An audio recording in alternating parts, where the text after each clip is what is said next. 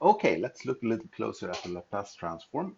And one of the good properties of the Laplace transform is that it works really well with convolutions.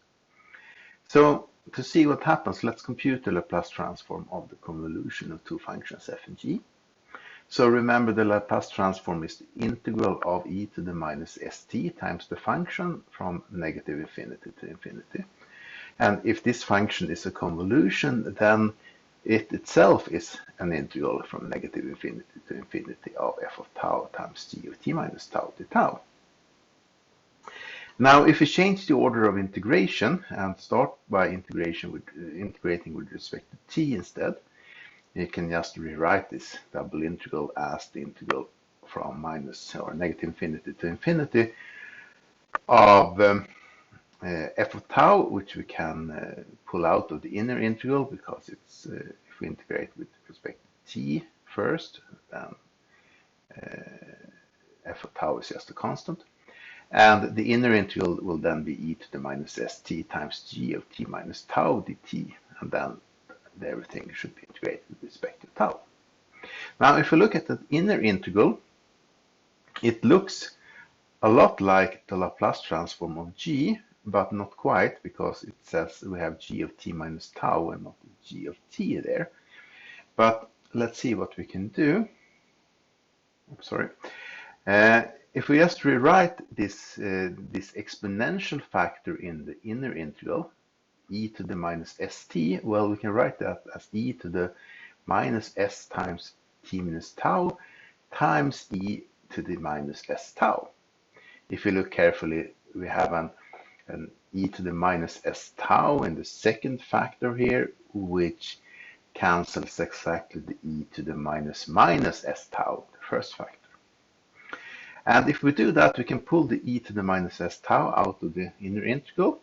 And if we do that, we end up with an integral from negative infinity to infinity of f of tau times e to the minus s tau d tau. And then the inner integral is now e to the minus s times t minus tau times g of t minus tau. And now we have exactly a Laplace transform. If you don't see that, you can do a change of variables in the inner integral, put u equals t minus tau or something. And doing this, we see that in fact the Laplace transform of the convolution is just a product of the Laplace transforms. So if you want to compute the Laplace transform of f convoluted by g, it's just f of s times g of s. And I will leave it as an exercise to do the similar computations for the Fourier transform to show that the same is true there. The Fourier transform of a convolution is the product of the individual Fourier transforms. Okay, how does this help, or what consequences does this have for studying linear time invariant systems? Well, we know that the output signal of a linear time invariant system can be computed as the convolution of the impulse response and the input signal.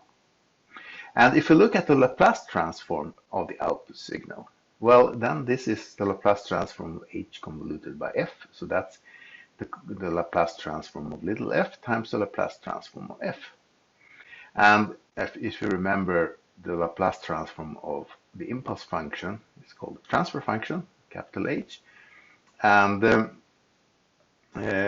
so from this equality, y of s equals h of s times f of s, we can use this in several ways. One way of using it is to actually compute the output signal given the transfer function, because often it's easier to, if you want to compute the convolution of the impulse function f, it's often easier to take a detour into the Laplace transform side of things.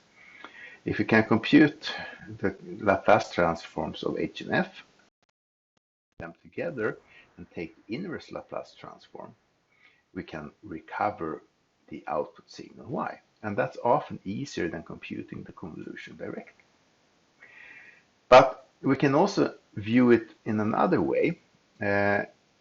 Given more or less any input-output pair, little f and little y, If we compute their corresponding Laplace transforms, then we can use those to compute the transfer function. The transfer function will be the quotient y of s over f of s.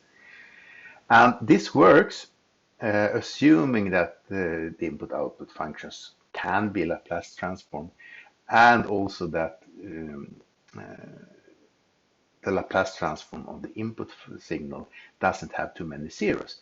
What do I mean by that? Well, for example, if we try to compute the transfer function from, say, a sine wave or cosine wave, that won't work, because we saw already in the previous video that only gives us the transfer function or the frequency function at one single point, and that's of course not enough to recover the whole transfer function. But for most input signals, we can recover the transfer function as a quotient of Laplace transforms like that. So we don't really need the impulse response or the step response. We can make do with almost any input-output signal to determine the system completely.